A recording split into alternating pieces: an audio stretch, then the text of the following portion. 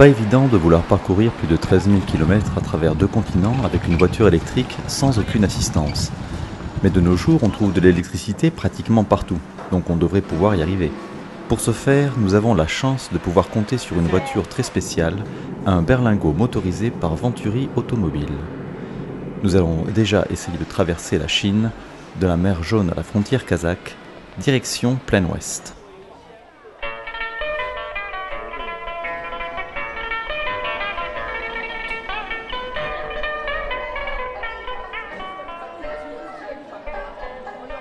Les premiers paysages que l'on découvre correspondent en tout point aux images d'Épinal. Les petits bourgs tranquilles à l'architecture médiévale, comme la ville de Suzhou par exemple, alternent avec les routes du réseau secondaire, de plus en plus chaotiques au fur et à mesure de notre progression.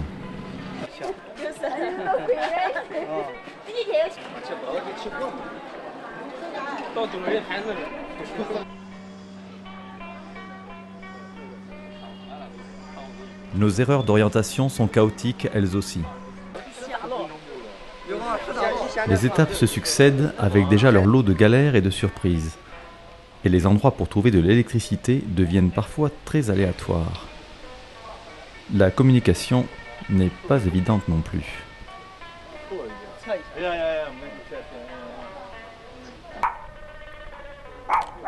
Et évidemment, l'inévitable se produit assez vite. Suite à une erreur de branchement, un des chargeurs de batterie rend l'âme. Heureusement, nous avons reçu une formation technique dans les locaux de Venturi qui s'avère être des plus précieuses au fin fond de la Chine. La Minute Venturi, Shanghai to Paris, de Shanghai à Paris en véhicule électrique. Oui, bonjour de Xi'an. Et ouais, aujourd'hui on a roulé notre 1500e kilomètre. Xi'an, première étape mythique de cette expédition électrique. Ville de départ ou d'arrivée de la fameuse route de la soie. Voilà pour nous l'occasion de nous poser un peu et découvrir la diversité culturelle si particulière à cette ville. Tout spécialement l'ancien quartier musulman, preuve tangible des échanges commerciaux intenses entre la Chine et le Moyen-Orient à l'époque des caravanes. Nous profitons de cette étape pour en prendre plein les yeux avant d'attaquer les choses sérieuses. La fameuse armée enterrée de l'empereur Tsin reste stoïque devant notre enthousiasme d'avoir parcouru déjà 1500 km sans une goutte d'essence. Nous reprenons la route et attaquons les premiers reliefs. Notre voiture silencieuse fait toujours son petit effet, même auprès de la maréchaussée locale, et nous profitons des contrôles au poste pour recharger la Shanghai.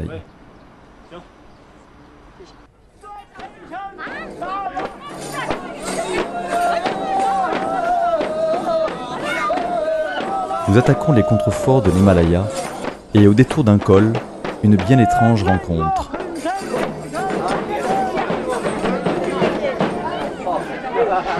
Obligé, c'est l'hospitalité, c'est la cigarette. Une minorité locale semble fêter un événement auquel nous sommes conviés. Après avoir expliqué tant bien que mal les raisons de notre voyage, les dignitaires religieux nous bénissent et entonnent une prière spéciale pour nous. Un bien curieux échange entre un village aux traditions séculaires et notre présence incongrue qui semble éveiller bien des curiosités.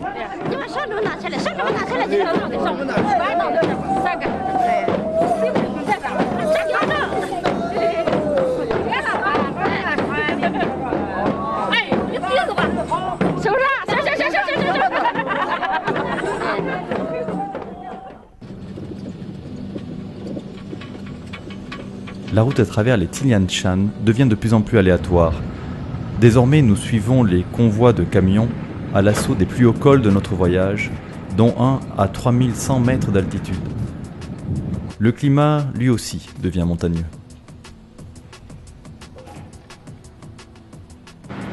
4 degrés 3. 4 degrés 3. Et l'altitude? L'altitude 2180, je viens de voir. Là. 2180.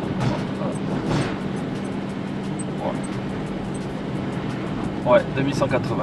Et heureusement, il y a le GG et ses super idées. Et... on s'est fait des bouillottes. Comme le vieux pépé.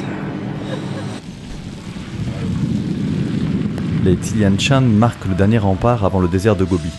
Enfin, pas tout à fait, car il reste encore... La muraille! La muraille de Chine, effectivement, ou ce qu'il en reste. Car ici, elle fut construite en argile. Maigre, mais efficace barrière contre les barbares de l'époque.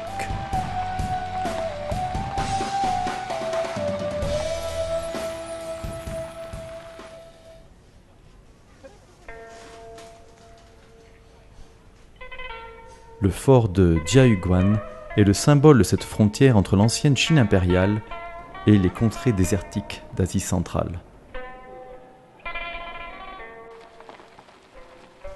Désormais, le terrain va devenir plus hostile.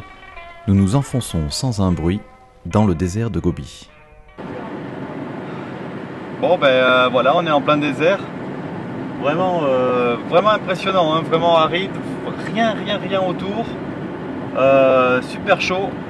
Et ben voilà, depuis 3 quarts d'heure on n'a vu personne.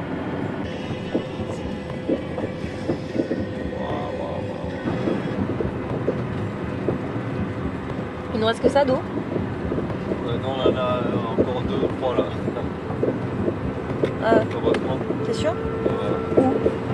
Non, on n'a pas 2 ou 3, il nous reste que ça. Eh bien, vivement la prochaine étape.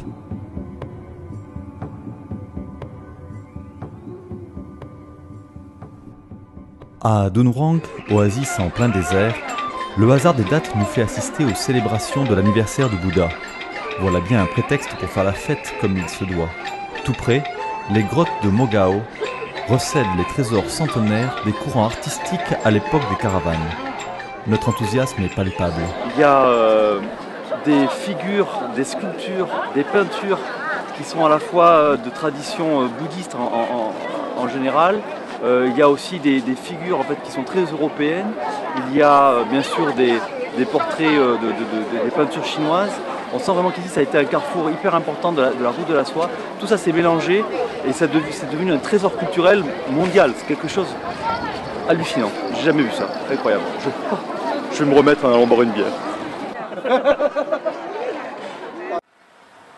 Sur la route, les galères électriques sont désormais quotidiennes. Bon, mais on vient de faire 220 km, on devait s'arrêter dans cette petite ville, Sinsinsia. Et la mauvaise surprise, c'était que l'électricité, elle n'est produite que de 8h à minuit et sur générateur. Donc ça craint un peu pour les chargeurs. Donc on va prendre notre risque. Puis de tomber en panne en plein désert. Celui de tomber en panne en plein désert. On s'est dit ce serait plus sympa. Hein, on s'est ensablé hier. On va tomber en panne en plein désert aujourd'hui. Motivé. 130 km à faire là. Voilà, 130 km à faire avec un 44% d'autonomie. Alors, chauffeur, conducteur, comment tu te sens? Je serre les fesses là, je regarde le compteur, l'ampérage, le pourcentage qui descend. Il y a toujours 100 bornes à faire, un peu plus.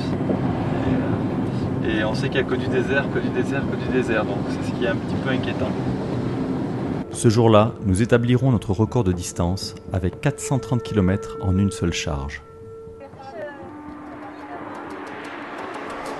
Nous continuons désormais notre route en longeant le désert de Taklamakan en direction de Turpan. Au gré du chemin, les rencontres se succèdent avec leur lot d'émotions ou de surprises. Turpan et sa superbe mosquée de style afghan, l'antichambre des vents comme on aime à la surnommer. Radio Monaco. Oui, bonjour, ce que vous venez d'entendre, c'est bien du Ouïghour, on est bien chez les Xinjiang, dans la province autonome du Xinjiang. Et donc c'est le 3e endroit le plus bas du monde, le point le plus chaud de Chine aussi, avec 50 degrés. On a du mal à croire qu'on est toujours en Chine, les visages ont complètement changé, on se croirait plutôt en Asie centrale. Alors Xav, prêt à passer le dernier col? Bah nous on prend notre temps pour être sûr d'y arriver. 2000 celui-là. Ça devrait coller. Entouré de montagnes enneigées. C'est le dernier col de la Chine. C'est le dernier col de la Chine, ouais. Après c'est le Kazakhstan. De là-haut on doit voir le Kazakhstan en fait en dessous. On est juste à la frontière après. La frontière avec le Kazakhstan. 5000 km au compteur. La première traversée de la Chine en véhicule électrique vient d'être effectuée. En traversant le dernier col à 2000 mètres, nous nous apprêtons à entrer dans le deuxième grand pays de cette expédition électrique et rejoignons désormais l'Asie centrale. Après 2 jours bloqués à la frontière, nous voici enfin au Kazakhstan. Ici, il nous faut revoir tout notre vocabulaire technique, mais la tactique de recherche d'électricité est toujours la même. Серик меня. Son prénom. Яшка. Тебя как звать? Géraldine. Джеральдин. Хорошо. Ну это зарядим, а вы?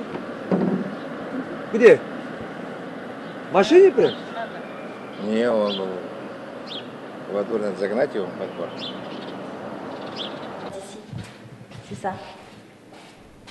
Plus qu'une politesse, l'hospitalité au Kazakhstan est une tradition issue des anciennes coutumes nomades de ce pays. Heureusement qu'on peut recharger la Shanghai aussi en 220 volts.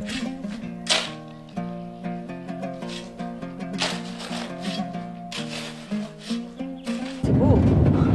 Ouais. Hein? C'est super, ouais. Bah effectivement, tiens, Mais si le spectacle des premières steppes nous enchante, nous sommes moins extasiés par l'état des routes. La Shanghai continue vaillamment de tailler son chemin en remontant vers la Sibérie occidentale et les rencontres continuent de se succéder avec la même émotion.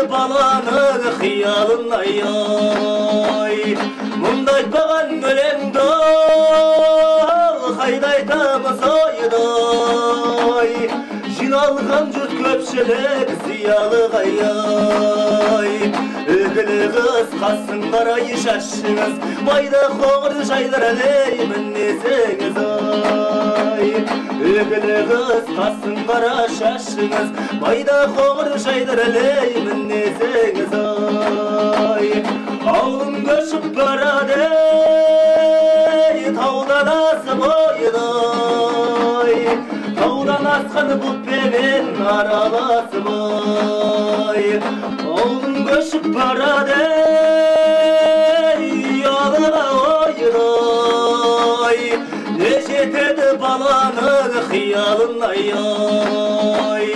Ауылым көшіп барады Ұялыға ойдай Не жетеді баланың қиялын ай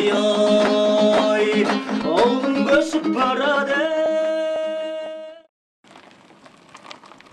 Depuis quelques jours, sur une grande partie du réseau routier, le bitume a totalement disparu, laissant la place à une piste sableuse, ce qui entraîne une hausse de la consommation électrique de la Shanghai.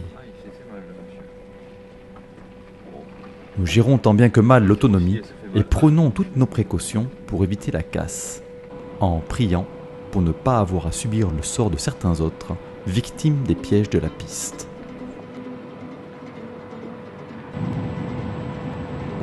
Après le désert de sable, oula, le désert, ouais, pardon, le désert d'herbe. On avance step by step, pardon, et doucement parce qu'il y a plein de. Et voilà.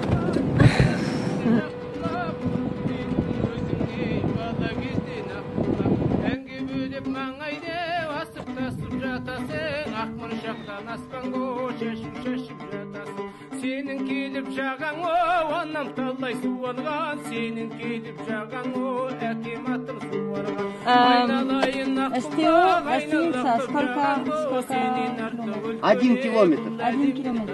Ayakhoz, Semey, Pavlodar, après plusieurs semaines de steppe et de chaleur, nous arrivons à Astana, la capitale à l'architecture loufoque, dernière grosse étape du Kazakhstan. La Sibérie occidentale se rapproche. Bonjour à tous, aujourd'hui donc on vous téléphone depuis la Russie, la Sibérie plus exactement, ça y est on a passé la frontière, Et donc on est donc maintenant en Sibérie. Donc voilà, c'est la Russie, mais c'est encore un peu loin. Hein. On va bientôt d'ailleurs atteindre ce soir normalement le point le plus au nord de notre voyage, à peu près 54 degrés de latitude nord. Salut Monaco, bon on est toujours en Sibérie, mais on file plein ouest maintenant. À travers des paysages qui ont un peu changé, c'est beaucoup plus vert, il y a des forêts de sapins, de bouleaux, puis il y a des ours aussi, donc on fait attention quand on va faire pipi. Mais passer les frontières ne change rien au problème de recharge du véhicule, surtout en 380 volts. Auberges, usines, garages, installations publiques ou comme ici, branchements sauvages, voilà les lieux qui nous permettent de recharger la Shanghai et continuer chaque jour l'aventure. 238. Ok. Vous voyez Venturi, on fait ça bien. Hein. Les mêmes gestes, les mêmes réflexes.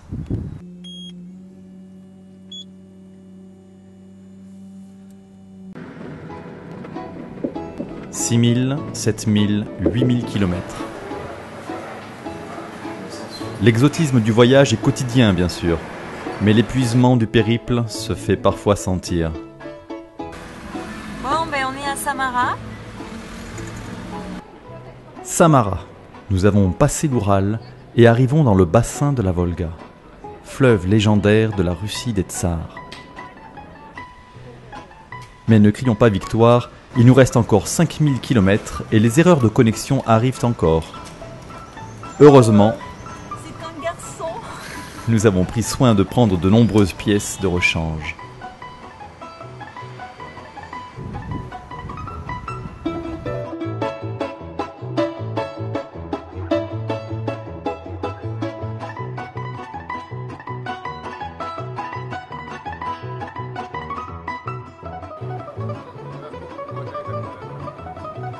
Suspendu par les yeux.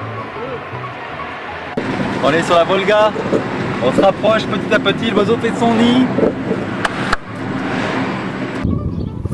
Bon, ben voilà le petit pain du coin, bien pratique, très utile. Ça se mange sans faim, c'est du bon pain et ça ne salit pas. Bon, très pratique. Nous amorçons désormais une descente vers le sud-ouest pour nous diriger vers l'Ukraine. Nous sommes toujours heureux de voir que la Shanghai fait son petit effet auprès des grands comme des petits. Ce soir-là, c'est la communauté tchétchène de Saratov qui nous accueillera. La mission Venturi numéro 2 est d'ores et déjà un succès puisque nous venons de parcourir notre 10 000e kilomètre, ce qui fait que eh bien, Venturi devient désormais le détenteur du record de distance.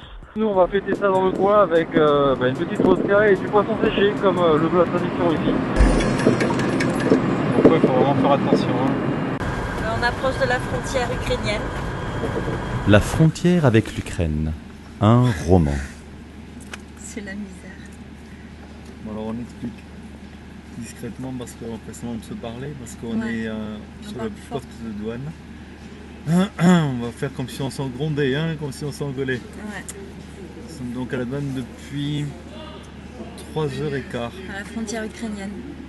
En zone franche, on ne peut ni... On est à la sortie de Russie et en fait on ne peut pas entrer en Ukraine. Et on ne peut plus revenir en Russie. Et on ne peut plus revenir en Russie. Parce que les visas ont été barrés, enfin c'est fini. Comme Capri. Donc pour l'instant on est bloqué. Et les Ukrainiens ne veulent pas nous laisser passer parce que apparemment les pièces détachées qu'on a dans le coffre représentent une somme d'argent qui est assez conséquente. Et ils veulent nous faire payer 300% de leur valeur marchande. Voilà, ce qui est pas possible, bien sûr. Ils sont pour parler avec les douanes russes pour qu'on rentre à nouveau en Russie. Et les Russes veulent pas. Et nous on veut pas non plus. Mais nous on veut pas. On le cache, mais on est hyper... Je sais pas quelle est l'ambiance. Voilà, dégoûté, c'est le terme. Ils nous ont rien demandé en Chine. C'est vrai. Rien demandé au Kazakhstan, ils nous ont rien demandé en Russie. Et là, quelle déception quoi. Voilà, et l'incertitude, qu'est-ce qu'on fait? Qu'est-ce qu'on va bien pouvoir faire? J'ai faim en plus. Et ouais, toujours les champs de blé, mais cette fois-ci du côté ukrainien. Après 4h30 de galère sans nom, jamais comme ça. Alors ce qu'ils ont proposé, c'est quoi? C'est qu'on laisse la voiture là, avec quelqu'un, l'un d'entre nous ici, que l'autre se débrouille pour aller à Kiev, fasse de nouveaux visas pour rentrer en Russie, revenir au poste frontière, rentrer en Russie et aller dans un autre poste frontière pour se faire tamponner le carnet ATA. Voilà, à peu près une semaine. Et c'était sans compter notre ténacité.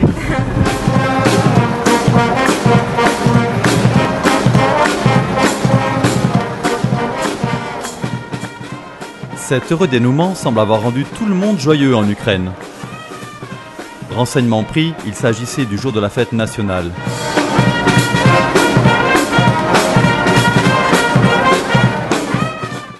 Arrivé à Kiev. Kiev, incontestablement la plus belle ville de notre expédition, avec ses monastères et ses cathédrales flamboyantes. Nous décidons d'y faire une halte de quelques jours, à la fois pour admirer les chefs-d'œuvre architecturaux, mais aussi pour se poser après 2 mois de périple.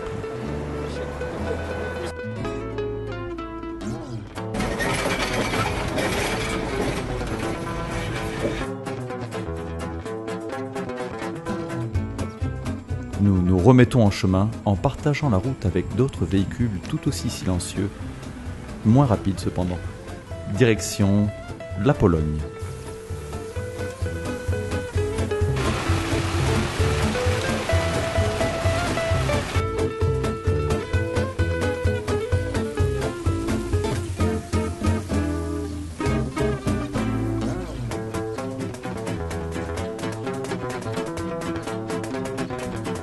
Bon, on est en Pologne. Bienvenue dans l'Union européenne. Inès, nous voici donc dans le 5e pays là. Et ça sent l'écurie. La Pologne, le drapeau européen, on l'a revu, on ne l'avait pas vu depuis 2 mois. La Pologne effectivement, avec ses joyaux culturels uniques, comme cette cathédrale de sel nichée au fond d'une mine à 135 mètres de profondeur. Avec le retour en Europe, le parc automobile et les prises se modernisent. Et donc du coup... Ce soir, on va faire notre premier branchement européen. Eh bien non, ces prises ne fonctionnaient pas.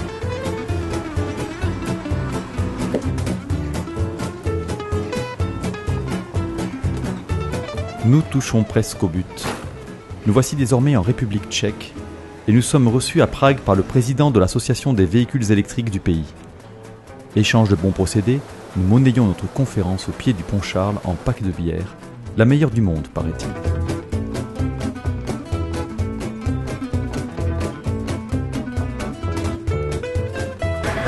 Non, on est en Allemagne. Alors ça, voilà, c'est le dernier pays étranger quoi. C'est quand même encore l'étranger l'Allemagne. Mais punaise, quand on se dit qu'on vient de Chine, ça le fait quand même. Et oui, nous commençons à réaliser tout le trajet depuis Shanghai. Moment d'émotion. C'est la première fois qu'on fait un branchement normal à 3 jours de la fin. Un grand moment. Le pont du Rhin, ce que vous voyez là, au fond là-bas c'est la France. La France, monsieur, la France.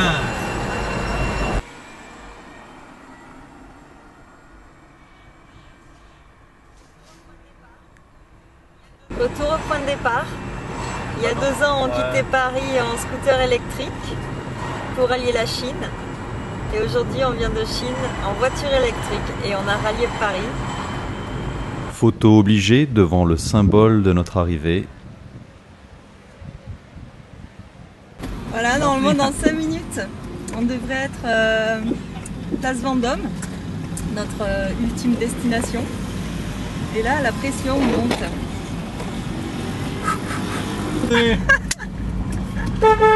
Enfin, après 75 jours de voyage et 13 400 km parcourus à travers 2 continents, nous arrivons à notre destination finale. Gildo Palanca Pastor, le président de Venturi Automobile, est le premier à nous accueillir. Un nouveau record d'endurance électrique sans assistance est désormais établi. On part pour New York. Et si c'était le prochain défi ?